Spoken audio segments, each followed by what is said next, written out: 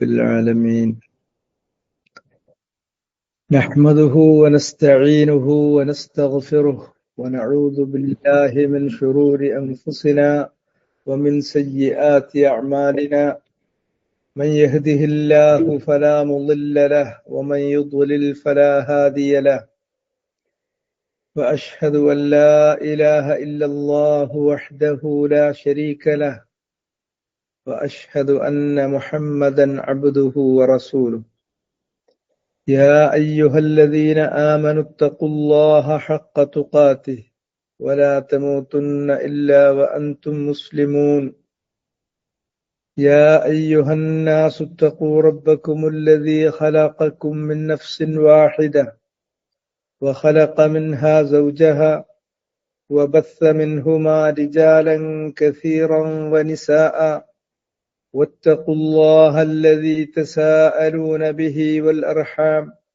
إن الله كان عليكم رقيبا يا أيها الذين آمنوا اتقوا الله وقولوا قولا سديدا يصلح لكم أعمالكم ويغفر لكم ذنوبكم ومن يطع الله ورسوله فقد فاز فوزا عظيما أما بعد فإن أصدق الكلام كلام الله وخير الهدي هدي محمد صلى الله عليه وسلم وشر الأمور محدثاتها فكل محدثة بدعة وكل بدعة ضلالة وكل ضلالة في النار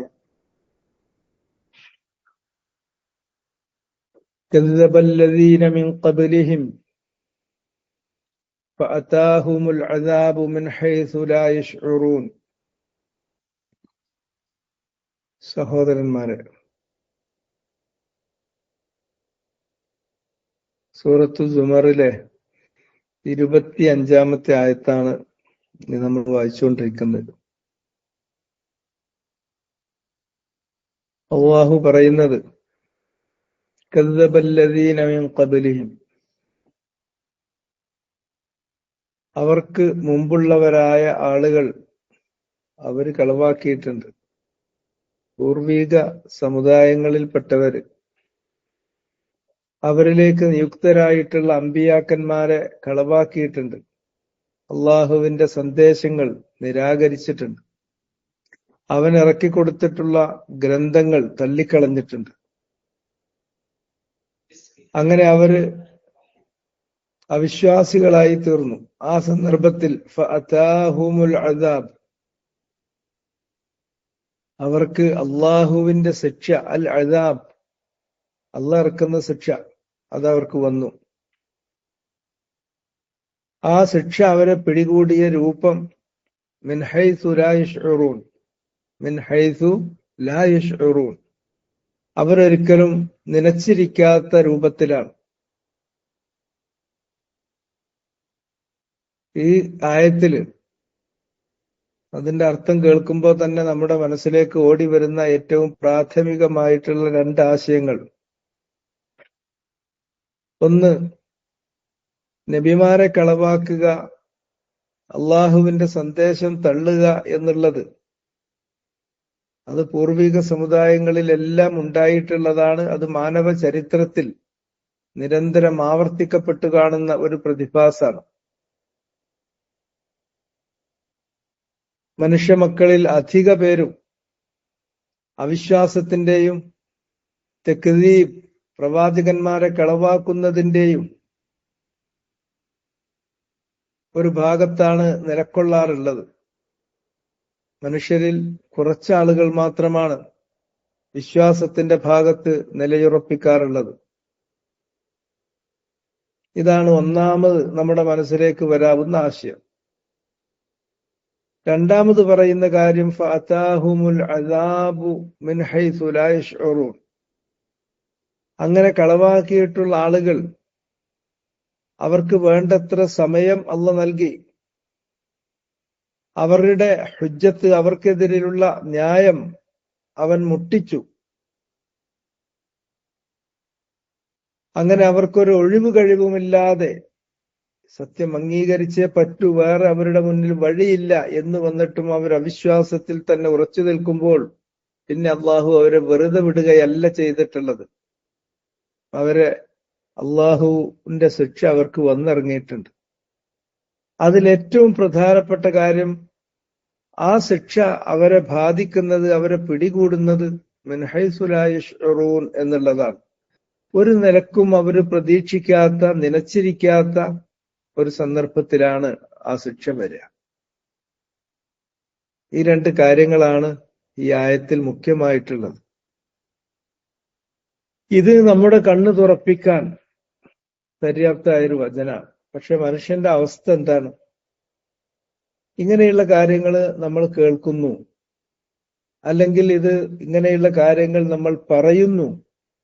ചിലര് കേൾവിക്കാരാണ്, ചിലര് പറയുന്നവരാണ്, വക്താക്കളാണ്, ശ്രോതാക്കളാണ്, ആരായിക്കോട്ടെ. അത് പറയുകയും കേൾക്കുകയും ചെയ്യുന്ന ആ സന്ദർഭം അങ്ങ് കഴിഞ്ഞാൽ അതങ്ങ് മറന്നു പോവാണ്. എത്ര പെട്ടെന്നാണ് മനുഷ്യൻ അതിൽ നിന്ന് ശ്രദ്ധ തെറ്റിപ്പോകുന്നത്. ഇന്ന് ഇക്കാലത്ത് പ്രത്യേകിച്ചും അങ്ങനെയാണ്.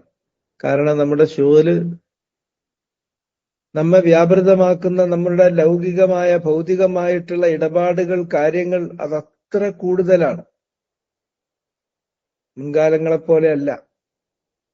മുൻകാലങ്ങളിൽ ഒരു ദിവസം നമുക്ക് ചെയ്തു തീർക്കാനുണ്ടാകുന്ന ഭൗതികമായ കാര്യങ്ങൾ വളരെ പരിമിതമായിരിക്കും. ഇന്ന് ചെറിയ കാര്യങ്ങളല്ല, ഒരുപാട് കാര്യങ്ങൾ, വലിയ കാര്യങ്ങൾ ധാരാളമായി ചെയ്തു തീർക്കാനുണ്ട്. ആർക്കും ചെയ്തു തീർക്കാൻ, അവനവന്റെ പ്രവൃത്തി അന്ന് തന്നെ ചെയ്തു തീർക്കാൻ കഴിയുന്ന ആളുകൾ വിരളാണ്. ഈ ലൗകികമായ കാര്യങ്ങളുടെ വേലിയേറ്റത്തിനിടയിൽ പിന്നെ ഇതൊക്കെ ആർക്കും ഓർക്കാൻ സമയമുണ്ട്? അതാണ് വിഷയം. അവൻ ഇത്തരം കാര്യം പെട്ടെന്ന് മറന്നു പോകും. അങ്ങനെ മറന്നു പോവുക എന്നുള്ളത് അത് മനുഷ്യന്റെ ഒരു അടിസ്ഥാന സ്വഭാവം കൂടിയാണ്, മറക്കുക എന്നുള്ളത്. മറക്കാനുള്ള അവന്റെ കഴിവ് അവന് ഏറ്റവും അനുഗ്രഹമായി തീരുന്ന ചില സന്ദർഭങ്ങളുണ്ട്. അവൻ ഏറ്റവും വലിയ നിഗ്രഹം, ഏറ്റവും വലിയ ശിക്ഷ, ഏറ്റവും വലിയ നാശഹേതുവായി തീരുന്ന സന്ദർഭമുണ്ട്.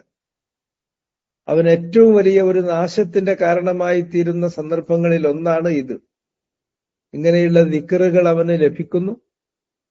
ആ ദിക്റുകൾ അവൻ കേട്ടാൽ അത് ജഡതിയിൽ നിമിഷ നേരം കൊണ്ട് അവൻ അത് മറന്നു പോകുന്നു. ഇതാണ് മനുഷ്യന്റെ പ്രത്യേകത. മറിച്ച് അതിൽ തന്നെ അവൻ നിലക്കൊള്ളണമെങ്കിൽ ഒന്ന് ഭൗതികമായ കാര്യങ്ങളിൽ മുഴുകുന്നത് കുറച്ച് കുറക്കണം. ഒരായുസ് കാലത്തേക്ക് വേണ്ട, നമ്മൾ നോക്കിയാൽ കാണുന്ന ദൂരത്തേക്ക് ആവശ്യമായ കാര്യങ്ങളിൽ നമ്മൾ നമ്മുടെ വിഷയങ്ങളെ പരിമിതപ്പെടുത്തിയിട്ടില്ലെങ്കിൽ നമുക്കൊന്നിനും സമയം കിട്ടൂല. ഇതൊന്നും ഓർക്കാൻ സമയം കിട്ടൂല. വെറും ദുനിയാവുമായിട്ട് ദുനിയാവ് ദുനിയാവ് ദുനിയാവ്. എന്നാ ദുനിയാവിൽ നിന്ന് എന്താ മനുഷ്യ നിനക്കുള്ളതെന്ന് ചോദിച്ചാൽ നബി സല്ലല്ലാഹു അലൈഹി വസല്ലമ കൊടുത്തിട്ടുള്ള ഉത്തരം വളരെ സിമ്പിളാണ്. ലൈസ ലക ഇല്ലാ മാ അകൽത് ഫഅഫ്നൈത് ഔ ലബിസ്ത് ഫഅബ്ലൈത് ഔ തസദ്ദഖ്ത് ഫഅംളൈത് ഔ ഫഅബ്ഖൈത്. ഈ ദുനിയാവിന്ന് ഇതെല്ലാം കൂടെ ആയിട്ട് വാരി വലിച്ച് നീ എവിടെയും പോകാൻ പോകുന്നില്ല. നീ പോകുമ്പോ നിന്റെ കൂടെ ഇതൊന്നും നിനക്ക് കൊണ്ടുപോകാനാവില്ല. വെറും 3 കഷ്ണം തുണി, അതിനപ്പുറം ഒന്നും നിനക്ക് കൊണ്ടുപോകാൻ പറ്റില്ല. അതുകൊണ്ട് ലൈസലക്ക ദുനിയാവിൽ നിന്ന് നിനക്കില്ല ഇല്ലാ മാ അകൽത്, നീ എന്താണോ ഭക്ഷിച്ചത് അത് തിന്നു, അത് തീർന്നു. ഫഅഫ്നൈത്. അല്ലെങ്കിൽ എന്താണോ നീ ഉടുത്തത് ഫഅബ്ലൈത്, അത് എടുത്തു കീറി, അത് ദ്രവിച്ചു കീറിപ്പോയി, അത്ര തന്നെ. അതല്ലെങ്കിൽ തസദ്ദഖ്ത ഫഅബ്ഖൈത്, നീ അതിൽ നിന്ന് അള്ളാഹു കൽപ്പിച്ചത് പ്രകാരം പാപങ്ങൾക്ക്, നല്ല കാര്യങ്ങൾക്ക് എന്തെങ്കിലും ദാനം ചെയ്തിട്ടുണ്ടെങ്കിൽ അത് നീ നടപ്പിലാക്കി, അത് നീ അവശേഷിപ്പിച്ചു, വേറൊന്നും നിനക്കില്ല. ബാക്കിയുള്ളതൊക്കെ പിൻഗാമികൾക്ക് തല്ലുകൂടാനുള്ളതാണ്. നിന്റെ കാലശേഷം നിന്റെ പിൻഗാമികൾ അവർക്ക് കലഹിക്കാനുള്ള ഒരു കാര്യമാണത്. അല്ലെങ്കിൽ അവര് ജീവിതത്തിൽ കാര്യമായ ഒരു ഉത്തരവാദിത്തം ഏറ്റെടുക്കാതെ മടിയന്മാരും അലസന്മാരും താന്തോന്നികളുമായി ജീവിക്കാനുള്ള ഒരു പശ്ചാത്തലമാണ്. അത് വളരെ ശ്രദ്ധിക്കുക. ദുനിയാവിനോടുള്ള നമ്മുടെ മോഹം ഓരോരുത്തരും ഒന്ന് അളന്നു നോക്കണം. ഞാൻ എന്റെ കണ്ണെത്തുന്നിടത്തേക്കല്ലേ, എന്റെ കണ്ണെത്തുന്നിടത്തേക്ക് മാത്രമേ ഞാൻ നോക്കണ്ടുള്ളൂ. എന്റെ കണ്ണെത്താത്ത അപ്പുറത്തേക്കുള്ളത് അത് കൂടി നമ്മൾ കണക്കിലെടുത്ത് അതിനും കൂടി നമ്മൾ പ്രവർത്തിക്കാൻ തുടങ്ങിയാൽ എന്നറ്റൊന്നും ഉണ്ടാവും. അതാണ് ഒരു വിഷയം. രണ്ടാമത്തേന്ന് പറഞ്ഞാൽ അള്ളാന്റെ ശിക്ഷ. അള്ളാഹ് നമുക്ക് ഇതെല്ലാം നൽകിയിട്ടും അത് നമ്മൾ കേൾക്കുന്ന കാര്യം പറയുന്ന ആളും കേൾക്കുന്ന ആളും ഒരുപോലെ അമലാക്കുന്നുവെങ്കിൽ യഅലമൂൻ, അവര് കാര്യങ്ങൾ അറിയുന്നത് ലിയഅമലൂന ബിഹി, അതുകൊണ്ട് അമല് ചെയ്യാനായിരിക്കണം. അതിനെ അമലാക്കുന്നുവെങ്കിൽ അത് സ്വാഭാവികമായിട്ടും മറക്കാൻ പോകുന്നില്ല, അത് നമ്മളോടൊപ്പം അവിടെ നിലനിൽക്കും. അത് അമലാക്കുന്നില്ലെങ്കിലോ ഇൽമ് അമലിനെ വിളിച്ചു നോക്കും, വാ വാ എന്ന് പറഞ്ഞിട്ട് വിളിക്കും. അങ്ങനെ അമല് അവന്റെ കൂടെ നിന്നാൽ, ഇൽമിന്റെ കൂടെ നിന്നാൽ ഇൽമ് അവിടെ ഉണ്ടാകും. ഇല്ലെങ്കിൽ ആ ഇൽമ് ഇർഹൽ, പിന്നെ അവിടെ നിൽക്കുന്ന കാര്യമേ അല്ല. ഇൽമ് സ്ഥലം വിടും, പെട്ടെന്ന് പോകും. അതാണ് മറവിയുടെ സ്വഭാവം. അങ്ങനെയാണ് മറവി വരുന്നത്. ഏതൊരു കാര്യം നമ്മൾ കേട്ടാലും പഠിച്ചാലും ഗൃഹപാഠം ചെയ്താലും അതുകൊണ്ടൊന്നും അത് നമ്മോടൊപ്പം നിലനിൽക്കുന്നതായി നമുക്ക് കിട്ടില്ല. ആ ഇൽമിനെ നമുക്ക് കിട്ടണമെങ്കിൽ ഇൽമ് ഒറ്റക്ക് നിൽക്കൂല, കൂട്ടിന് ഒരാളെ വിളിക്കും. ഇൽമ് കൂട്ടിനെ വിളിക്കുന്നതാണ് അൽ അമൽ. അത് അമല് അതിന് ഉത്തരം നൽകി, അമല് അത് അഥവാ കർമ്മപദത്തിൽ ആ കാര്യം വന്നു, അമലും കൂടെ ഉണ്ട് എങ്കിൽ അതവിടെ നിലനിൽക്കും. ഇല്ലെങ്കിൽ ഇൽമ് ജഡതിയിൽ അത് ഇർഹൽ, അവന്റെ അടുക്കൽ നിന്ന് വിട്ടുപോകും. അങ്ങനെയാണ് ഇൽമിനെ കുറിച്ച് പറയപ്പെട്ടിട്ടുള്ളത്. ഇതൊന്നും ഇല്ലെങ്കിൽ കേട്ടതെല്ലാം അതേപാടെ മറന്നു, അതങ്ങ് വിട്ടുകളഞ്ഞു ആലോചിച്ചു കഴിഞ്ഞാൽ, അങ്ങനത്തെ ഒരു അവസ്ഥ വന്നാൽ ആ മനുഷ്യൻ ദുനിയാവിൽ അങ്ങോട്ട് മുഴുകിക്കഴിഞ്ഞാൽ വേറൊന്നുമില്ല, ദുനിയാവ് മൂക്കറ്റം ദുനിയാവ്. അങ്ങനെ മുഴുകിക്കഴിഞ്ഞാൽ പിന്നെ അള്ളാന്റെ ശിക്ഷ അവന് വരുന്നത് മിൻ ഹൈസു ലാ യശ്ഉറൂൻ. അവനിങ്ങനെ വിചാരിക്കും, ഇതെല്ലാം ഞാൻ വെട്ടിപ്പിടിച്ച് എന്റെ കയ്യെത്തുന്നത് മുഴുവൻ ഞാൻ പിടിച്ചു, പിന്നെ എനിക്ക് കാലുകൊണ്ട് നടന്നു പോയി വാങ്ങാവുന്നത് അത് മുഴുവൻ ഞാൻ പിടിച്ചു, പിന്നെ ഞാൻ എന്റെ താടി കൊണ്ട് അളക്കാവുന്ന സ്ഥലം മുഴുവൻ ഞാൻ പിടിച്ചു, പിന്നെ ഞാൻ എന്റെ കണ്ണുകൊണ്ട് കാണാവുന്നത് മുഴുവൻ പിടിച്ചു. ഇപ്പൊ ഞാൻ വെട്ടിപ്പിടിക്കാൻ നോക്കുന്നത് എന്റെ ഭാവനയിൽ, എന്റെ ദീർഘമായ വീക്ഷണങ്ങളിൽ, ഭാവനകളിൽ വരുന്നതൊക്കെ ഞാൻ വെട്ടിപ്പിടിക്കുകയാണ് എന്ന് വെച്ചാൽ, അങ്ങനെ അവൻ അത് വെട്ടിപ്പിടിച്ചുകൊണ്ടിരിക്കുമ്പോ പെട്ടെന്ന് ഒരു ദിവസമായിരിക്കും അള്ളാന്റെ ശിക്ഷ വരിക. അള്ളാന്റെ ശിക്ഷ വന്നാൽ പിന്നെ ഫഇദാഹും മുബ്ലിസു, അവരതിൽ പെട്ടു, അതിൽ നിന്ന് ഒരാൾ രക്ഷപ്പെടുക. അവന്റെ ശിക്ഷ ഓർക്കാപ്പുറത്താണ് വരിക. നമ്മുടെ ശിക്ഷ അവർക്ക് വന്നത് ബയാത്തൻ ഔഹും ഖായിലൂൻ. ഒന്നുകിൽ ഇല്ല, വളരെ ഭദ്രമാണ്, കാര്യങ്ങളെല്ലാം വളരെ ഭദ്രാണ്, എല്ലാം ഒതുങ്ങിയിട്ടുണ്ട്, ഒക്കെ ശരിയാണ് എന്ന് കരുതി അവസാനം AC-യുടെ തെർമോസ്റ്റാറ്റ് അത് ഒരു സൗകര്യപൂർവ്വം അത് തണുപ്പൊക്കെ ഒന്ന് തിരിച്ചു വെച്ച് റെഡിയാക്കി പുതപ്പും വലിച്ചങ്ങ് കിടക്കുന്നത് ഓർമ്മ ഉണ്ടാകും. അങ്ങനെ ഉറക്കിലാണ് പലപ്പോഴും ശിക്ഷ വരിക എന്നാണ്. ബയാത്തൻ, രാത്രി നമ്മൾ ഓവർ സ്റ്റേ ചെയ്യുന്ന സമയത്താണ്, നനച്ചിരിക്കാത്ത നേരത്താണ്, പിന്നെ രാത്രിയിൽ വന്നങ്ങ് മൂടും ശിക്ഷ. പിന്നെ രക്ഷാപ്രവർത്തകർ എന്നിട്ട് വരും. അവര് രക്ഷിക്കുന്നത് നമ്മെ ആയിരിക്കില്ല, വേറെ എന്തിനെങ്കിലും ആയിരിക്കും. നമ്മെ രക്ഷിക്കാൻ ആർക്കും സാധ്യമല്ല. ഫൈദാഹും മുബ്ലിസൂൻ, അവരതിൽപ്പെട്ടത് തന്നെ. അതല്ലെങ്കിൽ രാത്രിയിലാണ് പലപ്പോഴും ശിക്ഷ വരിക, ഓർക്കാപ്പുറത്ത്. അതല്ലെങ്കിൽ ശിക്ഷ വരുന്നത് ഔഹും ഖായിലൂൻ, സൂറത്തുൽ അഅറാഫിൽ അല്ലാഹ് പറഞ്ഞത് അങ്ങനെയാണ്. അല്ലെങ്കിൽ അവര് ഖായിലീങ്ങളാകുന്ന സമയത്താണ്. പകലിന്റെ പൂർവാന്നത്തിൽ വളരെ സുഖപ്രദമായി കൈലൂലത്തുറങ്ങുന്ന ഒരു സമയത്ത് ഉറങ്ങാൻ കിടന്ന ഓർമ്മയുണ്ട്. പിന്നെ ഒരു ഉഗ്ര സ്ഫോടനം, ഒരു പൊട്ടലാണ്. അത് ചിലപ്പോ കാലിന്റെ അടിയിൽ നിന്നാണ്, ചിലപ്പോ ആകാശത്തു നിന്നാണ്, ചിലപ്പോ വേറെ എവിടുന്നെങ്കിലുമാണ്. എവിടുന്നാണ് അള്ളാന്റെ ശിക്ഷ വരിക എന്നുള്ളത് ഒരിക്കലും നമുക്ക് പ്രതീക്ഷിക്കാൻ കഴിയില്ല, പ്രവചിക്കാൻ കഴിയില്ല. അത് ഏത് പ്രവചിക്കുന്ന ആളുകൾ വന്നാലും അവരത് പ്രവചിച്ചാൽ ഉണ്ടാവില്ല.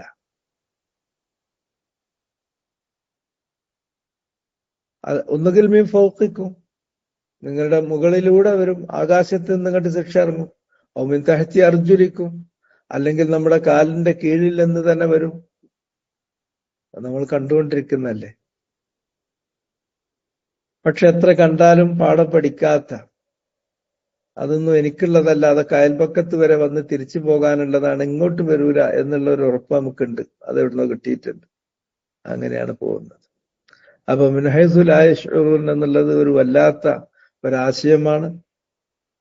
അത് അത്രയും ഒരു ഐ ഓപ്പണിംഗ് ആയിട്ടുള്ള, നമ്മുടെ കണ്ണ് തുറപ്പിക്കാൻ പര്യാപ്തമായിട്ടുള്ള ഒരു പരാമർശമാണ്. അതുകൊണ്ട് ആ ഭാഗം നിങ്ങൾ പ്രത്യേകം വായിക്കുകയും മനസ്സിലുറപ്പിക്കുകയും ചെയ്യണം. ഉറപ്പിച്ച സംഗതി അതിനെ നമ്മൾ അമലാക്കേണ്ടത്. അപ്പൊ എങ്ങനെ ഈ ആയത്ത് അമലാകുക എന്ന് ചോദിച്ചാൽ, ഈ ആയത്ത് അമലാകണമെങ്കിൽ കദ്ദബല്ലദീന മിൻ ഖബ്ലിഹിം, പൂർവിക സമുദായങ്ങളെ, അത് അള്ളാഹു ശിക്ഷിച്ചിട്ടുള്ളതിന്റെ അടയാളങ്ങൾ ഇവിടെ ഉണ്ട്. ആ പൂർവിക സമുദായങ്ങളെ സംബന്ധിച്ചിടത്തോളമുള്ള കഥകൾ അള്ളാഹു നമുക്ക് വിവരിച്ചു തന്നിട്ടുണ്ട്. അത് തെറ്റാത്ത കഥകളാണ്, തെറ്റാത്ത വിവരണങ്ങളാണ്, അവ ആത്യന്തികമായ സത്യങ്ങളാണ്. ആ സത്യങ്ങളിലൂടെ കണ്ണു പായിക്കുക. അത് കണ്ണു പായിക്കുമ്പോൾ അത് നമ്മുടെ മനസ്സ് നിറയും, അത് നമ്മുടെ മനസ്സിനെ സ്പർശിക്കും. അത് സ്വീകരിക്കാനുള്ള കാബിലിയ, സ്വീകരിക്കാനുള്ള ഒരു സ്വീകാര്യമായ സംവേദനം നമുക്കുണ്ടാവണം.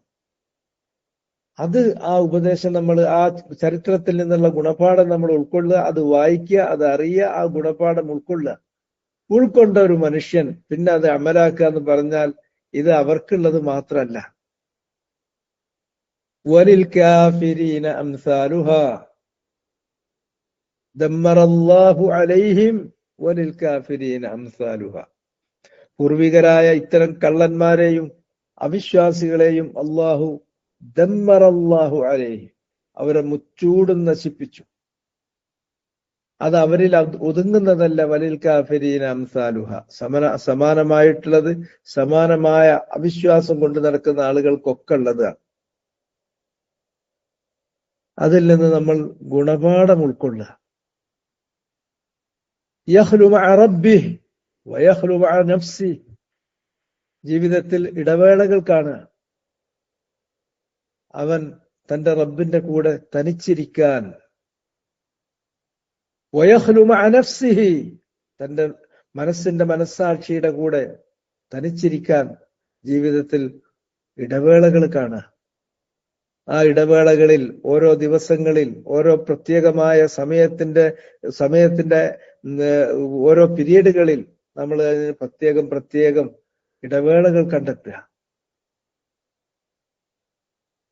നമുക്ക് നഷ്ടപ്പെട്ടു പോയ ചില സ്വഭാവങ്ങൾ നിങ്ങൾ നോക്കൂ. പൂർവികരായ ആളുകൾ, നമ്മുടെ അസ്ലാഫുകൾ, അവരെത്രയായിരുന്നു? അവരവരുടെ മനസ്സിന്റെ കൂടെ തനിച്ചിരുന്ന് മറ്റുള്ളവരുമായിട്ടുള്ള സംസാരമില്ല, മറ്റുള്ള ദുനിയാവിന്റെ കാര്യങ്ങളിൽ മുഴുകുന്നില്ല. അവർ കൂടിക്കുഴഞ്ഞ് അത് ആടിപ്പാടി നടക്കുന്നതില്ല. മറിച്ച് അവര് സ്വാമിത്യങ്ങളായി, സാക്കിത്യങ്ങളായി. അസ്സുംതു ഹിക്മ, സുംത്ത് തന്നെ ഒരു ഹിക്മത്താണ്. മൗനം ഒരു ഹിക്മത്താണ്. മൗനമായിരിക്കാൻ നമുക്ക് എത്ര പറ്റും? നമുക്ക് പറ്റില്ല. നമുക്ക് പറഞ്ഞുകൊണ്ടേയിരിക്കണം, കേട്ടുകൊണ്ടേയിരിക്കണം. ഇല്ലെങ്കിൽ നമ്മുടെ മനസ്സും വേറെ ഒരു ഗാഡ്ജറ്റും തമ്മിൽ സംവദിച്ചുകൊണ്ടേയിരിക്കണം. ഇതാണ് ഇപ്പോഴത്തെ നമ്മുടെ പണി. കണ്ടാൽ ആരും മിണ്ടുന്നില്ല, പക്ഷെ അവരുടെ മനസ്സിൽ അവർ ബഹളങ്ങൾ സൃഷ്ടിച്ചുകൊണ്ടിരിക്കുകയാണ്. അവർ കലാപുണ്ടാക്കിക്കൊണ്ടിരിക്കുകയാണ്. അവരതിൽ പങ്കെടുത്തുകൊണ്ടിരിക്കുകയാണ്. അവരതിന്റെ കൂടെ ചിലപ്പോൾ പൊട്ടിച്ചിരിച്ചുകൊണ്ടിരിക്കുകയാണ്, അല്ലെങ്കിൽ അതിൽ അവർ ലയിച്ചുകൊണ്ടിരിക്കുകയാണ്. അവര് മയഖ്ലൂന മഅ റബ്ബിഹിം വമാ യഖ്ലൂന മഅ അൻഫുസിഹിം. കാരണം ഗാജറ്റുമായിട്ടാണ്, അള്ളായിട്ടല്ല, തന്റെ മനസ്സും മനസാക്ഷിയുമായിട്ടല്ല. മറിച്ച് കുറച്ച് തനിച്ചിരിക്കണം, സ്വംത്ത് വേണം.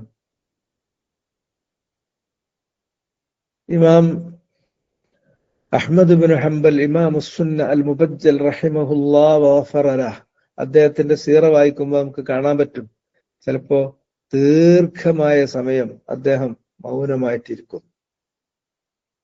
അദ്ദേഹത്തിന്റെ സിറയിൽ എഴുതി കാണുന്ന ഒരു ചരിത്രമാണത്, ഒരു വസ്തുതയാണ്.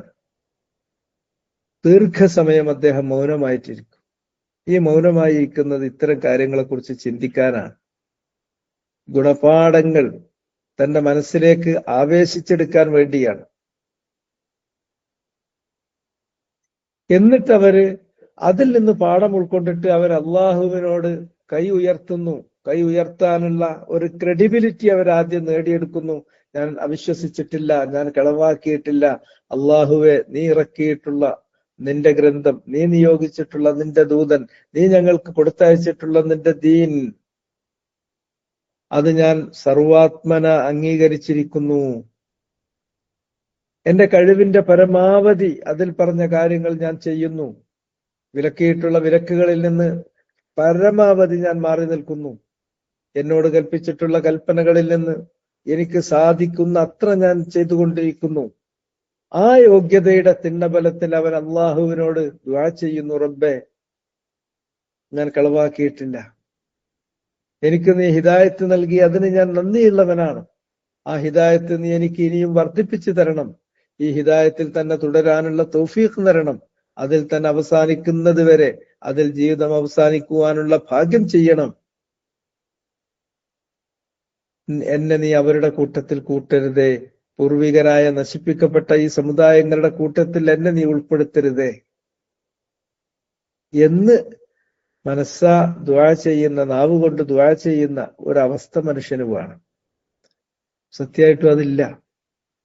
ഈ ആയത്ത് ഞാനിന്ന് വിശദീകരിക്കും. ഈ പറഞ്ഞ ഞാൻ തന്നെ ചിലപ്പോ 1-2 തവണ ഇത് ഒന്ന് തേട്ടി വരാൻ സാധ്യതയുണ്ട്. അതിനപ്പുറത്തേക്ക് അത് ഉള്ളിലേക്ക് ഇറങ്ങുന്ന ഒരു അവസ്ഥ അല്ല. കാരണം ദുനിയാവ് അങ്ങനെ മൂക്ക് മൂടി നിൽക്കല്ലേ.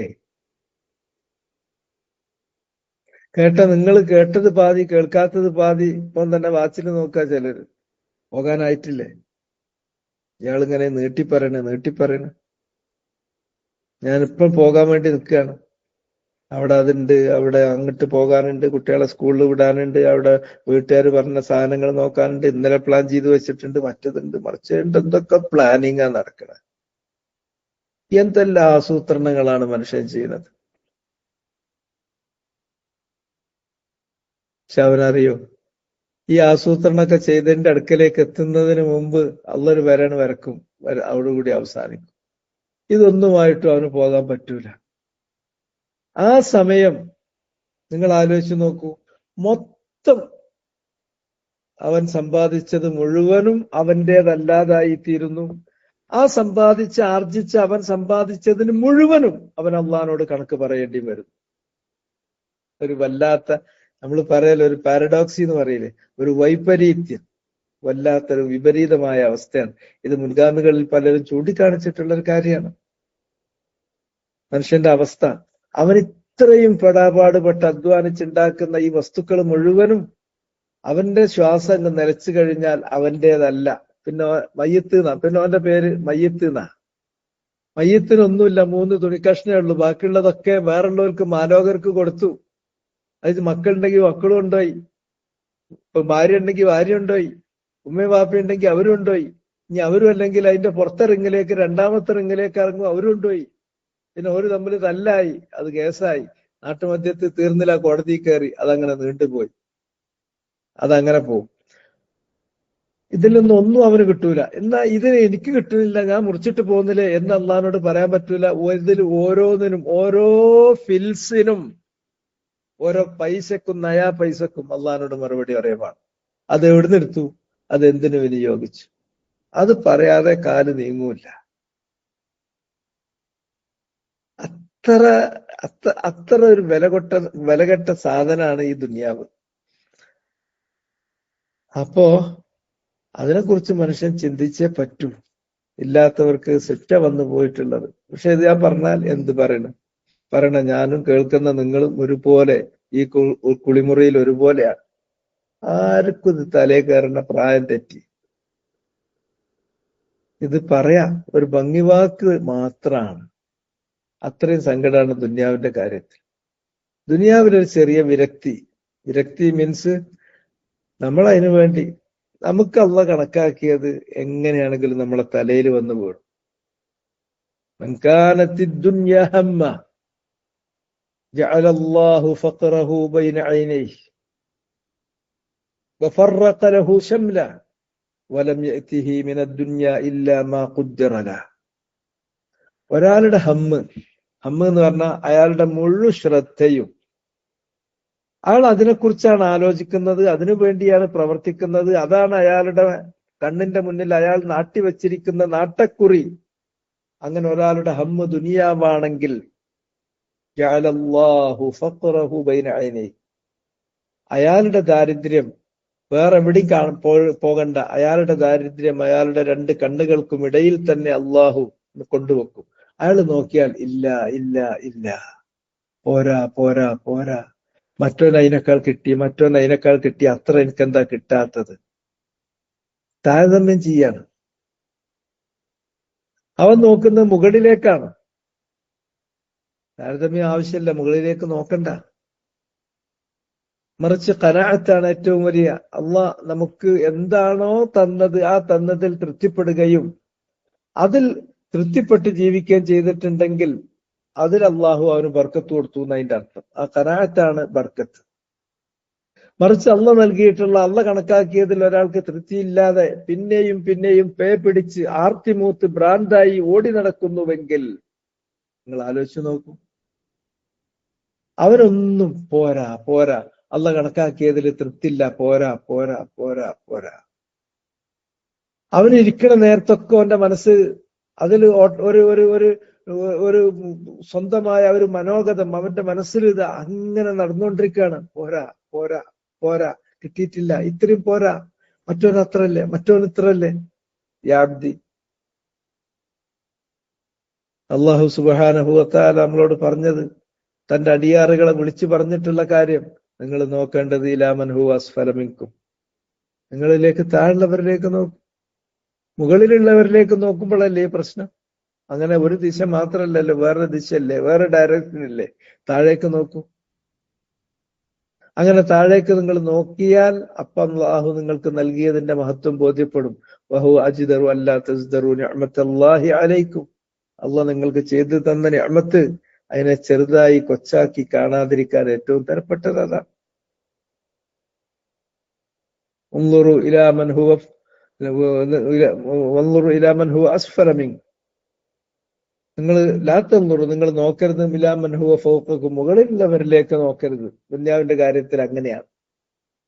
താഴുള്ളവരിലേക്ക് നോക്കണം. താഴുള്ളവരിലേക്ക് നോക്കിയാൽ അപ്പൊ നിങ്ങൾക്ക് കിട്ടിയിട്ടുള്ള എല്ലാ അനുഗ്രഹങ്ങളും നിങ്ങൾക്ക് ബോധ്യാകും. അത് അള്ളാഹ് നിങ്ങൾക്ക് ചെയ്തു തന്നിട്ടുള്ള അനുഗ്രഹങ്ങളെ ചെറുതായി കാണാതിരിക്കാനുള്ള ഏറ്റവും ഉപയുക്തമായ മാർഗം അതാണ്. അതുകൊണ്ട് ദുനിയാവിനെ ഹമ്മാക്കരുത്. അങ്ങനെയാണെങ്കിൽ ഫഖർ വിട്ടു പിരിയില്ല. വഫറഖ അലൈഹി ശംല, ആരുമായിട്ടും ഒത്ത് നിലനിന്ന് പോകാൻ കഴിയില്ല. കാരണം എന്താ? അവന് ദുന്യാവ് നേടാൻ വേണ്ടിയുള്ള ഓട്ടത്തിനിടയിൽ ദുന്യാവിന് വേണ്ടിയിട്ടുള്ള അവന്റെ ഈ അതിര് വിട്ടിട്ടുള്ള ശ്രമങ്ങൾക്കിടയിൽ അവന് ബാക്കിയുള്ളവരുമായിട്ടൊന്നും ഒപ്പിക്കാൻ കഴിയില്ല. അവന് പ്രണയിച്ചത് അവൻ ദുനിയാവിനെയാണ്. ആ ദുനിയാവും കൂട്ടുപിടിച്ച് അങ്ങനെ നടക്കും. അതുകൊണ്ട് മറ്റാരുമായിട്ടും ഉള്ള അവന്റെ ആ അനുരഞ്ജനം, മറ്റുള്ളവരുമായിട്ടുള്ള അവന്റെ ആ സമരസപ്പെടൽ, അത് തകരും. അള്ളാഹ് അത് തകർക്കും. വലം യഅതിഹി മിനദ് ദുനിയ ഇല്ലാ മാ ഖുദ്ദറ ലഹു, എന്നാൽ ഈ അധ്വാനം കൊണ്ട് എന്തെങ്കിലും 1 ഗ്രാം കൂടുതൽ കിട്ടുമോ? അള്ളാഹ് ആകാശഭൂമികളെ സൃഷ്ടിക്കുന്നതിനും 50,000 ആണ്ട് മുമ്പ് എഴുതി വെച്ചതല്ലാതെ 1 ഇഞ്ച് പോലും, 1 ഗ്രാമം പോലും, ഒരു മീശത്തൂക്കം പോലും അവന് കിട്ടാനും പോകുന്നില്ല. വമൻകാനത്തിൽ ആഖിറതു ഹമ്മ, മറിച്ച് യാതൊരുവന്റെ ഹമ്മ് ആഖിറത്താണെങ്കിൽ, കഴിച്ചിലാകണല്ലോ ഇവിടുന്ന്. ഇത് ഈ ചിരിയും കളി ഇന്നും നാളെയായിട്ട് തീരുമല്ലോ. ഇവിടുന്ന് പോണല്ലോ. പോകുമ്പോ എന്ത്? ഇന്നലെ മറ്റം പോയി, മിഞ്ഞാന്ന് മറ്റം പോയി, അതിന്റെ തലേ ദിവസം വേറൊരുത്തം പോയി. ഈ പോയ ആളുകളൊക്കെ എന്റെ അതേ പ്രായക്കാരാണ്. ഒട്ടും എന്നെക്കാൾ പ്രായം കൂടുതലില്ല, എന്നെക്കാൾ കുറഞ്ഞവരാണ് പലരും. അവരൊക്കെ പോയി. അടുത്ത വിളി എനിക്കായിരിക്കും. എപ്പോ എന്നുള്ളത് പറയാൻ പറ്റൂല. അതുകൊണ്ട് രക്ഷപ്പെടണം. ആഖിറത്താണ് ഹമ്മ് എങ്കിൽ ജഅലല്ലാഹു ഗിനാഹു ഫീ ഖൽബിഹി, അവൻ കണ്ടന്റഡ് പേഴ്സണാലിറ്റി ആയിരിക്കും. പൂർണ്ണമായ സംതൃപ്തി, അവന്റെ ധന്യത, അവന്റെ ഐശ്വര്യം അവന്റെ ഹൃദയത്തിൽ അള്ളാഹു നിറച്ചു വെച്ചു കൊടുക്കും. അവന്റെ ഹൃദയം മുട്ടി നിൽക്കുകയാണ്, നിറവിലാണ്, തികവിലാണ്. ഐശ്വര്യം മതി. ഇന്നല്ല, അല്ല നാളെ മരിച്ചു പോകാനുള്ള എനിക്കിതൊന്നും പോരെ, ഇതൊന്നും പോരെ. എവിടേക്ക് നീ ഈ ആർത്തിമൂത്ത് നടക്കുന്നത്? എനിക്ക് തന്നെ മതിയല്ലോ. ഇനി ഇതിനപ്പുറം ഞാൻ ഉണ്ടാക്കുന്നത് എന്റേതാണോ? അല്ല. ഇത് ആണ് വലിച്ച ശ്വാസം ഇങ്ങോട്ട് വന്നിട്ടില്ലെങ്കിൽ അത് എന്റേതല്ല, കഴിഞ്ഞു. വേറുള്ളവർക്ക് കലഹിക്കാൻ, ബഹളം വെക്കാൻ, തർക്കിക്കാൻ, കേസ് കൂടാൻ ഉള്ളൊരു ഉപാധി മാത്രമാണ്. എന്നാൽ ആ സംഗതിയെ കുറിച്ച് എനിക്ക് അള്ളാഹിന്റെ മുടുക്കൽ കൈയെഴുതാൻ പറ്റുമോ? പറ്റൂല. അതിൽ ഓരോ ചില്ലിക്കാശിനും നമ്മൾ കണക്കും പറയേണ്ടി വരും. ഇതാ ദുനിയാവ്. ഈ ഒരു അവസ്ഥ നമ്മൾ ആലോചിക്കണം. അങ്ങനെയാണെങ്കിൽ ജഅലല്ലാഹു ഗിനാഹു ഫീ ഖൽബിഹി വജമഅ ലഹു ശംല, അവരോട് വേറെ ആർക്കും പ്രത്യേകിച്ച് അലോസരൊന്നും തോന്നൂല. ആരുമായും ഒത്തുപോകാവുന്നത് അവിടെയാണ്, ഈ പോയിന്റിലാണ്. ആർക്കും ആരോടും ഒരു പ്രയാസം തോന്നാതിരിക്കുക. ഇദാ കാനത്തിൽ ആഖിറത്തു ഹമ്മഹും, അവരുടെ ഹമ്മ് ആഖിറത്താണെങ്കിൽ അലോസരൊന്നുമില്ല, യാതൊരു പ്രയാസം ഉണ്ടാവില്ല. വഅതതുഹു ദുനിയാ വഹുവ അൻഹാ റാദിമ, എന്നാൽ അവൻ അള്ളാഹു കണക്കാക്കിയ ദുന്യാവ് അത് ഗസ്ബൻ അൻ, അവൻ വേണ്ടെന്ന് വെച്ചാൽ പോലും, റാദിം, അവൻ എത്ര വേണ്ടെന്ന് പറഞ്ഞ് ഒഴിഞ്ഞ് കൈകൊണ്ട് വീശിയാലും അവൻ അള്ളാഹ് കണക്കാക്കിയത് മുഴുവനും അവന് വരും തന്നെ ചെയ്യും. പലരും വിചാരിച്ചു വെച്ച് നമ്മുടെ ആസൂത്രണം കൊണ്ടാണ്, നമ്മുടെ നിർവഹണത്തിലുള്ള നമ്മുടെ വൈദഗ്ധ്യം കൊണ്ടാണ് ഇതെല്ലാം ഒത്തുകിട്ടിയത് എന്നാണ്. എല്ലാം അള്ളാഹ് കണക്കാക്കിയത് കൊണ്ട് മാത്രമാണ്. അള്ളാഹ് കണക്കാക്കിയത് കൊണ്ട് മാത്രമാണ്. അസ്ബാബുകളുടെ അപ്പുറത്തേക്ക്, കാരണങ്ങൾക്ക് അപ്പുറത്തേക്ക് നമ്മൾ വലിച്ചു നീട്ടി കൊണ്ടുപോകരുത്. നമ്മൾ ഇനിയും മനസ്സിലാക്കേണ്ട, അല്ലെങ്കിൽ ഉൾക്കൊള്ളേണ്ട, റിയലൈസ് ചെയ്യേണ്ടത് അസ്ബാബ് മുസബ്ബബാത്തുകളുടെ വിഷയമാണ്. അതാണ് കേരളീയരായ നമ്മെ സംബന്ധിച്ചിടത്തോളം തലേ കയറാത്ത വിഷയം. വേണ്ട പോലെ അത് മനസ്സിലായാൽ ഒരു പ്രശ്നവുമില്ല. അത് വേണ്ടതുപോലെ മനസ്സിലായാൽ ഒരു പ്രശ്നമില്ല. എന്നാ സബബ് ഒഴിവാക്കുന്നുമില്ല. അള്ളാഹു പറഞ്ഞതാണ് ന്യായമായ സബബുകൾ നമ്മൾ സ്വീകരിക്കണം എന്നുള്ളത്. ആ സബബ് നമ്മൾ ചെയ്യുന്നുണ്ട്, പക്ഷെ അതിലല്ല അയാൾ മുഴുകേണ്ടത്. പക്ഷെ നമ്മൾ അതിലാണ് മുഴുകുന്നത്. അവിടെയാണ് നമ്മൾ പോയിന്റ്. അവിടെയാണ് അത് മനസ്സിലാക്കണം. സബബുകൾ അന്നഹ മുജറദു സബബ്, അത് കേവലമായ ഒരു സബബ് മാത്രമാണ്, അല്ലാണ്ട് അതല്ല എല്ലാം. പക്ഷെ നമ്മൾ സബബുകളെ കേവല സബബുകളായിട്ടല്ല, അത് സബബും അത് മുസബ്ബബാത്തുമാണ്. വഹിയൽ അസ്ബാബ് വഹിയൽ മുസബ്ബബാത്ത്. അതിനുവേണ്ടി അസ്ബാബുകൾക്ക് വേണ്ടിയല്ല നമ്മൾ ചെയ്യുന്നത്. അസ്ബാബുകൾ, മുസബ്ബബാത്തുകൾ അല്ല നമുക്ക് വെച്ചിട്ടുണ്ടെങ്കിൽ കിട്ടട്ടെ എന്ന് കരുതി മാത്രം ചെയ്യേണ്ടതാണ്. അതിനു പകരം ഈ അസ്ബാബുകൾക്ക് വേണ്ടി ചെയ്യുകയും അതിന് ഊന്നൽ കൊടുക്കുകയും ചെയ്യുന്ന ആ ഒരു വീഴ്ചത്തിലേക്കാണ് പോവുക. അതിന്റെ ആവശ്യമില്ല. അത് മുജറദു അസ്ബാബ്, അത് അത്രയും നമ്മൾ ചെയ്തു, ഉണ്ടെങ്കിൽ വരും, ഇല്ലെങ്കിൽ പോകും. അതുണ്ടോ അല്ലേ എന്നുള്ളത് നമ്മൾ അസ്ബാബ് ചെയ്തില്ലേ നോക്കിയിട്ടല്ല, അത് നേരത്തെ എഴുതിയതും കണക്കും വെച്ചിട്ട് തന്നെയാണ്. അപ്പൊ ഞാൻ അവസാനിപ്പിക്കാണ്. ആയത്തിന്റെ അർത്ഥം ഒന്നുകൂടി പറയാം, എന്നിട്ട് സാദി പറഞ്ഞിട്ടുള്ള അതിന്റെ അർത്ഥം കൂടി നോക്കാം. കദ്ദബല്ലദീന മിൻ ഖബ്ലിഹിം, അവർക്ക് മുമ്പുള്ളവർ. അല്ലദീന മിൻ ഖബ്ലിഹിം, ഒന്ന് അൽ ഇസ്മുൽ മൗസൂൽ, അല്ലദീന മിൻ ഖബ്ലിഹിം, അവരാരാണ്? അവർക്ക് മുമ്പുള്ളവരാണ്, അഥവാ പൂർവിക സമുദായക്കാരാണ്. അവരെന്ത് ചെയ്തിട്ടുണ്ട്? കദ്ദബ്, അവർ കളവാക്കിയിട്ടുണ്ട്. അപ്പോ ഈ കളവാക്കുക, നബിമാരെ കളവാക്കുക, അള്ളാഹു ഇറക്കിയ സന്ദേശം തള്ളിക്കളയാന്നുള്ളത് പുത്തരിയുള്ള കാര്യമൊന്നുമല്ല. അത് മനുഷ്യ മക്കളിൽ ഭൂരിഭാഗത്തിന്റെ സ്വഭാവം തന്നെയാണ്. ആ സന്ദർഭത്തിൽ അള്ളാഹു അവരെ വെറുതെ വിട്ടിട്ടില്ല. ഫഅതാഹുമുൽ അദാബ്, അവർക്ക് അള്ളാഹുവിന്റെ ശിക്ഷ വരെന്നെ ചെയ്തിട്ടുണ്ട്. അള്ളാഹിന്റെ ശിക്ഷ അവർക്ക് വന്നത് ഖുർആനിൽ മറ്റായത്തുകളിൽ മറ്റു ഭാഗങ്ങളിൽ വിശദീകരിച്ചിട്ടുള്ളത് അവർ ഒരിക്കലും ഓർക്കാത്ത സമയത്ത് ഓർക്കാപ്പുറത്താണ് ആ ശിക്ഷകൾ അവരെ വന്ന് പിടികൂടുന്നത്. ഫഅതാഹുമുൽ അദാബു മിൻ ഹൈസു ലാ യശ്ഉറൂൻ. അത് വലിയൊരു വിഷയമാണ്. ഖുർആനിലെ ഒരു വലിയ പ്രതിപാദ്യ വിഷയമാണത്. പൂർവികരായ തലമുറകൾക്ക് അള്ളാഹു കൊടുത്തിട്ടുള്ള ശിക്ഷ. ഞാൻ അതിലേക്ക് കിടക്കുന്നില്ല. അമ്പിയാക്കന്മാരെ കളവാക്കിയ സമൂഹങ്ങൾ, അവരുടെ ചരിത്രങ്ങൾ, ആ ചരിത്രങ്ങളെ അള്ളാഹ് ശിക്ഷിച്ച ചരിത്രങ്ങൾ, എന്നിട്ട് അള്ളാഹു ഒരു തഹദ്ദിയായിട്ട് നമ്മളോട് പറയുന്നു, സീറൂ ഫിൽ അർദ്. നിങ്ങൾക്ക് എന്ത് സംശയമുണ്ടോ? എങ്കിൽ വടക്കോ തെക്കോ പോകൂ, അല്ലെങ്കിൽ കിഴക്കോട്ടോ പടിഞ്ഞാറോട്ടോ നിങ്ങൾ സഞ്ചരിക്കൂ. ഭൂമിയിലൂടെ നിങ്ങൾ സഞ്ചരിച്ച് നോക്കിയാൽ ഫൻളുറൂ കൈഫ കാന ആഖിബത്തുൽ മുകദ്ദിബീൻ, കളവാക്കിയ ആളുകളുടെ പരിണിതി, അവരുടെ പര്യവസാനം എങ്ങനെയായിരുന്നു കാണാം. ഇന്ന് അവിടങ്ങൾ നിലംപരിശായി കിടക്കുകയാണ്. അത്തരം ചില സ്ഥലങ്ങളിൽ ചിലപ്പോ ഒരു സൂക്ഷ്മജീവി പോലും ഇല്ലാത്ത, അവക്ക് പോലും ജീവിക്കാൻ പറ്റാത്ത വിധം അള്ളാഹു അതിനെ ദൃഷ്ടാന്തമായി അവശേഷിപ്പിക്കുക പോലും ചെയ്തിട്ടുണ്ട്. എവിടെ കുഴിച്ചാലും കുഴിച്ചോടത്തൊക്കെ മനുഷ്യന്റെ തലയോട്ടിയും ഒരു വിഗ്രഹത്തിന്റെ കഷ്ണവും കിട്ടുന്നത്. വിഗ്രഹത്തിന്റെ കഷ്ണവും മനുഷ്യന്റെ തലയോട്ടിയില്ലാതെ കുഴിക്കുന്നിടത്തൊന്നും പോകുന്നില്ല. അപ്പൊ നമ്മളത് വലിയ പുരോഗതിയായിട്ടാണ് കാണുന്നത്. നമ്മുടെ ഖനനത്തിന്റെയും ഗവേഷണത്തിന്റെയും കഴിവിനെ കുറിച്ചാണ് നമ്മൾ ചിന്തിക്കുന്നത്. അതല്ല ചിന്തിക്കേണ്ടത്, എങ്ങനെ ഈ മനുഷ്യന്മാരൊക്കെ മണ്ണിന്റെ അടിയിൽ പോയത്? അവര് അള്ളാഹിനെ കളവാക്കി അവർക്ക് തോന്നിയ വിഗ്രഹങ്ങളെ ആരാധിച്ചു. അള്ളാഹ് നിയോഗിച്ചുള്ള പ്രവാചകൻ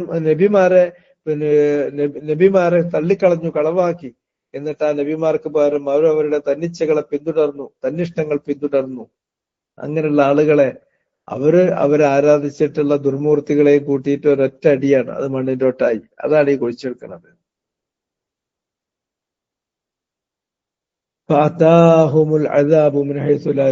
അതിലെ ഏറ്റവും ടോപ്പ് കാര്യം ആ പറഞ്ഞതില് നമ്മളെ മനസ്സ് അവിടെ കോറിയിടേണ്ട ഏറ്റവും പ്രധാനപ്പെട്ട കാര്യം ശിക്ഷ. ആ നാളെ വരും, മറ്റന്നാൾ വരും, അയാൾ ബുക്ക് ചെയ്തിട്ടുണ്ട്, ഇന്ന ഫ്ലൈറ്റിനാണ്, ഇന്ന സമയത്താണ്, എല്ലാം ഷെഡ്യൂൾ ചെയ്ത മാതിരി വരും. അങ്ങനെ പ്രതീക്ഷിക്കണ്ട. ശിക്ഷ വരുന്നത് മിൻ ഹൈസു ലാ യശ്ഉറൂൻ, ഒരിക്കലും പ്രതീക്ഷിക്കാത്ത, നനച്ചിരിക്കാത്ത നേരത്ത് ഓർക്കാപ്പുറത്ത് വന്ന് അങ്ങോട്ട് മൂടിക്കളയാണ് ചെയ്യുക. അള്ളാന്റെ ശിക്ഷ വന്നു കഴിഞ്ഞാലോ പിന്നെ ഒരാൾക്കും രക്ഷപ്പെടാൻ സാധ്യമല്ല. ഒരാൾക്കും രക്ഷപ്പെടാൻ സാധ്യമല്ല. അത് ചിലപ്പോ നമ്മൾ രാത്രി കരിമ്പടം മൂടി ഉറങ്ങുന്ന നേരത്തായിരിക്കും, അല്ലെങ്കിൽ പകലിന്റെ ആദ്യ ഭാഗത്ത് വളരെ ആഘോഷത്തോടെ വളരെ സന്തോഷത്തോടെ അവൻ ഒന്ന് കണ്ണ് ചിമ്പുന്ന, അവനൊന്ന് വിശ്രമിക്കുന്ന സമയത്തായിരിക്കും. അവൻ പൊട്ടി വീണ് പിന്നെ നമ്മളൊന്നും അറിയില്ല. പിന്നെ അതൊരു ഇന്നലെ വരെ നമ്മളിങ്ങനെ അഖ്ബാറുകൾ പറയുന്നുണ്ടാവും. ആ സമയം മുതൽ നമ്മൾ പിന്നെ അഖ്ബാറുകളായി, നമ്മൾ പല കഥകളായി, പറയപ്പെടുന്ന കഥകളായി തീരും. ഇതാണ് അവസ്ഥ. അതിന് സാധ്യത കൊടുത്ത തഫ്സീർ വായിക്കാൻ കദ്ദബല്ലദീന മിൻ ഖബ്ലിഹിം എന്ന് പറഞ്ഞാൽ അവർക്ക് മുമ്പുള്ളവർ കളവാക്കി എന്ന് പറഞ്ഞാൽ മിനൽ പൂർവിക സമുദായങ്ങളാണ്. ഉമ്മത്തുൻ ജംഉഹാ സമുദായങ്ങൾ. കമാ കദ്ദബ ഹൗല, അവരും കളവാക്കിയിട്ടുണ്ട്. ഏതുപോലെ? കമാ, ഒന്നുപോലെ, കദ്ദബ ഹൗല, ഇവര് അഥവാ നബി സല്ലല്ലാഹു അലൈഹി വസല്ലമയെ കളവാക്കിയ മക്കയിലുണ്ടായിരുന്ന പ്രഭൃതികൾ, പ്രമാണിമാർ, പൈസക്കാരും പ്രമാണിമാരും, അവരെന്നും കള്ളത്തരത്തിന്റെ കളവാക്കുന്നതിന്റെ മുൻപന്തിയിൽ അവരുണ്ടാവുക. നബിമാരെ സ്വീകരിക്കാൻ ആദ്യം വരുന്നത് അവർ ദുർബലരും പാവങ്ങളും ആയിരിക്കും. എന്നാൽ പ്രമാണിമാര് അവർക്കിതൊന്നും വല്ലാണ്ട് കേറൂല. അങ്ങനെ പ്രമാണിമാരായ മക്കയിലും കണ്ടത് അതാണ്. സ്വനാദീദു ഖുറൈശി പ്രവൃത്തികൾ, ആ പ്രവൃത്തികൾ അവർ കളവാക്കിയതുപോലെ പൂർവിക സമുദായം കളവാക്കിയിട്ടുണ്ട്. ഇതൊരു പുത്തരിയുള്ള കാര്യമൊന്നുമല്ല. ഈ കളവാക്കിയാൽ ഫഅതാഹുമുൽ അദാബു മിൻ ഹൈസു ലാ യശ്ഉറൂൻ ജാഅഹും ഫീ ഗഫ്ല, അവർക്ക് അല്ലാഹുവിന്റെ ശിക്ഷ വരുന്നത് ജാഅഹും അത് അവർക്ക് വരുന്നത് ഫീ ഗഫ്ല അവർ അശ്രദ്ധരായിരിക്കുമ്പോഴാണ്, അവർ ഓർക്കാതിരിക്കുമ്പോഴാണ്. അത് ഒന്നുകിൽ ഫീ ഗഫ്ലത്തിൻ ജാഅഹും ഫീ ഗഫ്ലത്തിൻ അവ്വല നഹാരിൻ പകലിന്റെ ആദ്യ ഭാഗത്ത്. ഞാൻ പറഞ്ഞല്ലോ പൂർവാന്നം എന്ന് പറഞ്ഞല്ലോ, അതിനാണ് അവ്വലു നഹാർ എന്ന് പറഞ്ഞിട്ടുള്ളത്. പകലിന്റെ തുടക്കത്തിലാണ് വരുന്നത്. ഔഹും ഖായിലൂൻ അതല്ലെങ്കിൽ അവര് ഒരു പകലുറക്കം കൈലൂലത്തുറങ്ങുന്നത് കുറച്ചൊക്കെ സൗകര്യമുള്ളവരാ, ബാക്കിയുള്ളവരൊക്കെ വേറുള്ള എന്തെങ്കിലും കാര്യത്തിലായിരിക്കും. അങ്ങനെ കൈലൂലത്തിന് ആഡംബരം ജീവിതത്തിന്റെ സുഖം നോക്കി ഉറങ്ങുമ്പോ കൈലൂലത്തുറങ്ങുന്ന ഒരു നേരത്താണ്, പെട്ടെന്ന് പ്രതീക്ഷിക്കാത്തൊരു നേരത്ത്. പിന്നെ റിച്ചർ സ്കെയിലിൽ ഇത്രയെന്ന് പറഞ്ഞ പിറ്റേന്ന് പത്രത്തിൽ ഇങ്ങനെ ഉണ്ടാകും, പൊട്ടിയോര് പൊട്ടി, തകർന്നു. ഇങ്ങനെയാണ് അവർക്ക് ശിക്ഷ വരിക. ഇത്ര മാത്രമേ കൊടുത്തിട്ടുള്ളൂ, കാരണം കൊടുക്കേണ്ടതുള്ളൂ. ഇത്തരം അദാബിനെ സംബന്ധിച്ച് പറയുന്ന, വഈദുകളെ കുറിച്ച് പറയുന്ന, താക്കീതുകളെ കുറിച്ച് പറയുന്ന ഇത്തരം ആയത്തുകൾ, ആ ആയത്തുകൾ അങ്ങനെ തൊട്ടാൽ മതി. വേറെ നമ്മൾ വ്യാഖ്യാനം അതിന് ആവശ്യമില്ല. അത് കസ്സഹ്റ, ആയാത്തുൽ വഈദ് കസ്സഹ്റ, അത് നന്നായി വിരിഞ്ഞു നിൽക്കുന്ന ഒരു പുഷ്പം പോലെയാണ്. തൊട്ടുപോകരുത്. ഇദാ ലുമിസത്ത് ലബുലത്ത്, അതിനെ സ്വന്തമായി വ്യാഖ്യാനിക്കാൻ തൊട്ടാൽ അത് വാടിപ്പോകും. അതിനെ തൊട്ടാൽ അത് വാടും. ആ വചനം അതിന്റെ അർത്ഥത്തിൽ അത് നൽകുന്ന സന്ദേശം ഏറ്റവും ശക്തമായി നമുക്ക് കിട്ടണമെങ്കിൽ ഖുദൂഹാ കമാ ജാഅത് വഅമിറൂഹാ കമാ ഹിയ, അത് വന്ന അതേ രൂപത്തിൽ തന്നെ സ്വീകരിക്കുക, അതേ രൂപത്തിൽ അതിനെ നമ്മൾ നടപ്പിലാക്കുക. ഇത് ഒരു ശക്തമായ താക്കീതാണ്. കദ്ദബല്ലദീന മിൻ ഖബ്ലിഹിം ഫഅതാഹുമുൽ അദാബു മിൻ ഹൈസു ലാ യശ്ഉറൂൻ, അവരൊരിക്കലും അറിയാത്ത, പ്രതീക്ഷിക്കാത്ത, കരുതിയിരിക്കാത്ത, ഓർക്കപ്പുറത്തായിരിക്കും അള്ളാന്റെ ശിക്ഷ വരിക. هذا والله تعالى أعلم وصلى الله وسلم على نبينا محمد وعلى آله وصحبه أجمعين. سبحانك اللهم وبحمدك أشهد أن لا إله إلا أنت أستغفرك وأتوب. السلام